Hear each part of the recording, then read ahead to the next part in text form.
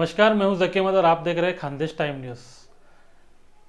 हाल ही में अभी लोकसभा चुनाव का जो है तो रिजल्ट सामने आया था और उसके बाद अभी आने वाले चुनाव मतलब विधानसभा का जो चुनाव होने जा रहा है उसके अंदर जो सबसे बड़ी भूमिका जो है तो आज मुस्लिम वोट्स की है।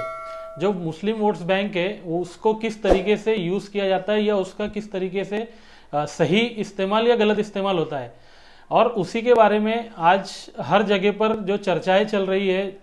हिंदू मुस्लिम का मुद्दा जो सामने आ रहा है और वोट्स को लेकर मुस्लिम समाज में एक अवेयरनेस का जो है तो बहुत अलग अलग तरीके से जो है तो उसमें बताने की कोशिश कर रहे हैं।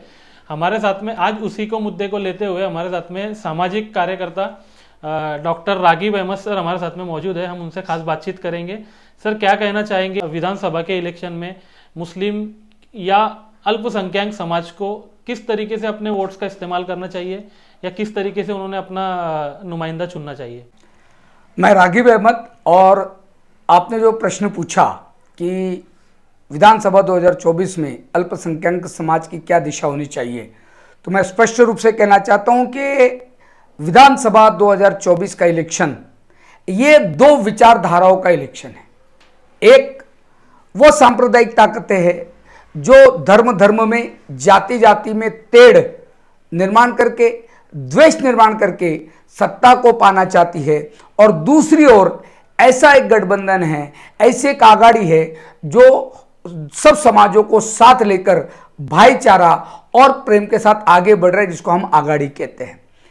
लोकसभा इलेक्शन 2024 में अल्पसंख्यक समाज ने यूपीए का जोरदार साथ दिया और परिणाम आपके सामने है। जब एक होकर वोट दिया तो हमने जो हुकुमशाही वाली सरकार थी 2024 के पहले, जो सांप्रदायिक ताकत थी, जो मनमाना कानून जब चाहे जैसे चाहे ला रही थी, जब एक होकर उसके खिलाफ देश हित में, समाज हित में अल्पसंख्यक समाज ने वोटिंग की, तो आप नतीजा देखिए, परिणाम देखिए कि वे 240 पर आकर रुक गए। और परिणाम यह हुआ कि वक्फ बोर्ड का कानून जो अल्पसंख्यक के मस्जिद, दरगाह और तमाम चीजें हड़प कर सकता था, आज उस विधेयक को उन्हें जॉइंट पार्लियामेंट्री कमेटी यानी जेपीसी को भेजना पड़ा।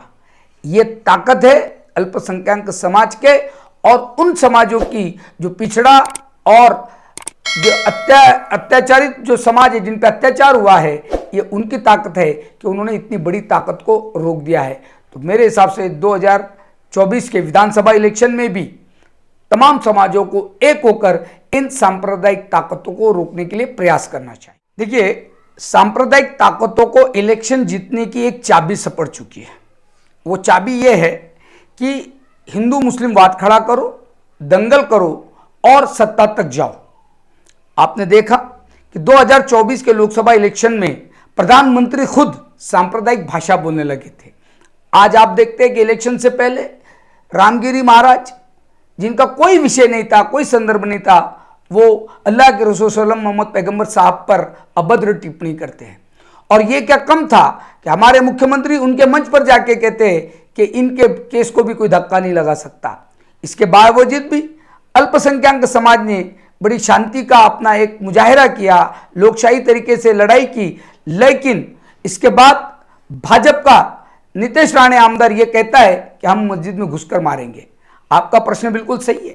ऐसा क्यों किया जा रहा है? क्योंकि जातिवादी और सांप्रदायिक तनाव बढ़े सिवा भाजपा और उसके साथी इलेक्शन नहीं जीत सकते। मेरी अपनी राय यह है कि ये तमाम चीज़ों को, जैसे एक बहुत अच्छा गाना है हिंदी में कि ये पब्लिक है बाबू सब जानती है, अंदर क्या है बाहर क्या है ये पहचानती है।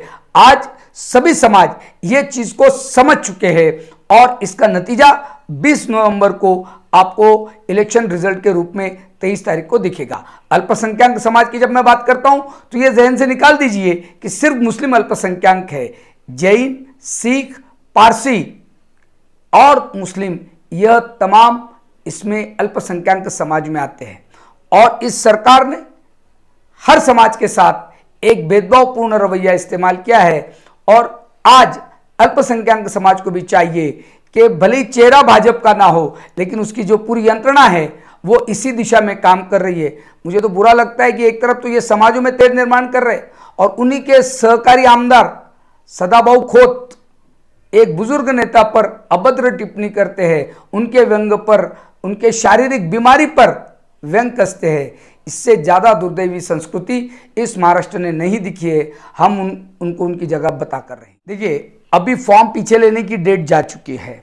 जो लोग अपक्ष खड़े, आप में अपक्ष के लिए एक सवाल हमेशा मेरे जहन में होता है कि जो अपक्ष खड़े होता है वो सत्ता पक्ष को भी गाली देता है, विपक्ष को भी गाली देता है और दोनों की सिंपैथी हासिल कर कर मान लीजिए वो जीत भी गया तो उसको कहीं ना कहीं तो जाना पड़ेगा। जब सत्ता बीजेपी और इनकी हुई वे उनके साथ चले गए और जब उनसे पूछा जाता है कि आप उनके साथ क्यों गए तो वे कहते हैं मतदार संघ के काम निकालना है, हमें उनके साथ जाना जरूरी है। तो मेरी बिल्कुल आपका प्रश्न बहुत सही है। मैं तमाम मतदाताओं से निवेदन करूंगा कि ये जो अपक्ष उम्मीदवार होते हैं इनकी कोई वजूद नहीं होता।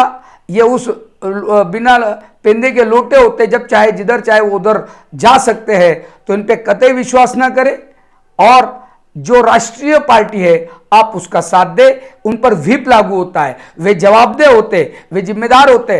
विधान परिषद और राज्यसभा के वोटिंग के समय ये किसको वोट देंगे, आपसे थोड़ी पूछने आएंगे। इनका यहाँ पे क्या होता है ये मेरे से ज्यादा आप लोग जानते हैं। इसलिए बिल्कुल इन अपक्ष उम्मीदवारों की कोई जगह नहीं होनी चाहिए। ये जहां तक सवाल मुस्लिम कैंडिडेट खड़ा करने का है तो आप खुद जानते हैं कि लोक संख्या के प्रमाण में सीटों को बंटवारा किया जाता है, ये तो सत्य है। हाँ, जलगांव में 2 सीट ऐसी है जहां अगले 10 साल में मुस्लिम कैंडिडेट अपनी ताकत से लड़ सकते, मैं स्पष्ट रूप से कह रहा हूं। आज की हालत में आप देखिए तो जलगांव शहर में 10% 12% अल्पसंख्यक मुस्लिम समाज है, बाकी जगह पर भी 5-7% है। तो हमारा ये मानना है कि ऐसे दो तरीके हैं, या तो आप ताकत बताओ या ताकत बनाओ। ताकत बनाने के समय में ताकत बताई नहीं जाती। आज अल्पसंख्यक का वक्त ताकत बनाने का है, ना कि बताने का है। जहां बहुसंख्या में मालेगांव है, औरंगाबाद है, भिवंडी है, यहां पे दिए गए मुस्लिम कैंडिडेट, आपको यकीन नहीं आएगा, मैं आपको आंकड़े दे दूं, महाआघाड़ी ने करीब करीब 16 कैंडिडेट मुस्लिम दिए हैं। आप यकीन मानिए इस बात पे। जबकि महायुति से 5 कैंडिडेट है, उसमें से 4 एनसीपी अजित दादा पवार के हैं। एक कैंडिडेट जो है वो आपको दिखेगा एकनाथ शिंदे का है, वो भी अब्दुल सत्तार है। मैं ये बताना चाह रहा हूं कि हाँ, आज जहां अल्पसंख्यक अपनी तादाद में है वहां वो कॉन्टेस्ट करे और जहां वो संख्या में नहीं है वहां उनका काम है कि सांप्रदायिक ताकतों को रोकने के लिए जहां जहां आपको यह लोग नजर आएंगे जो महाआघाड़ी के हैं, आप उनका साथ दीजिए, क्योंकि ताकत बनाइए, फिर ताकत जब बताना होगी तब हम बता भी देंगे। आप इसी से समझ लीजिए कि उसकी हैसियत क्या है। अगर मैं एक पार्टी का जिला अध्यक्ष हूं और मेरी पार्टी मुझे ही टिकट नकारती है तो मेरी हैसियत क्या है, यह पहला सवाल उठता है। दूसरा सवाल ये उठता है कि जब पार्टी ने मुझे मना कर दिया तो मैं जिस पार्टी का झंडा लेके जा रहा हूं मैं उससे बगावत कर रहा हूं तो उन पर कार्रवाई होने वाली है। और तीसरी बात, इन अपक्ष उम्मीदवार से मेरा सीधा सवाल 2 सवाल है। एक, इन 5 सालों में वे कहां थे और उन्होंने कितने काम किए, और दूसरा सवाल वो ये जवाब दे कि पूरे जलगांव मतदार संघ में कितने बूथ है, क्या उन बूथ पर बैठने के लिए उतने कार्यकर्ता उनके पास है। मैं वोटर नहीं पूछ रहा, अभी मेरा प्रश्न है इन बूथ पर बैठने के लिए क्या 8-8 कार्यकर्ता इन बूथों पर बैठने के लिए पर्याप्त है, इनके पास कार्यकर्ता भी तो है क्या। मैं सिर्फ 5 बार एमए हूं तो भाई साहब आप अच्छी नौकरी कर सकते हैं, आप नौकरी अप्लाई कीजिए, आपको नौकरी मिल जाएगी। आप मुसलमानों को गुमराह करने का काम मत करिए।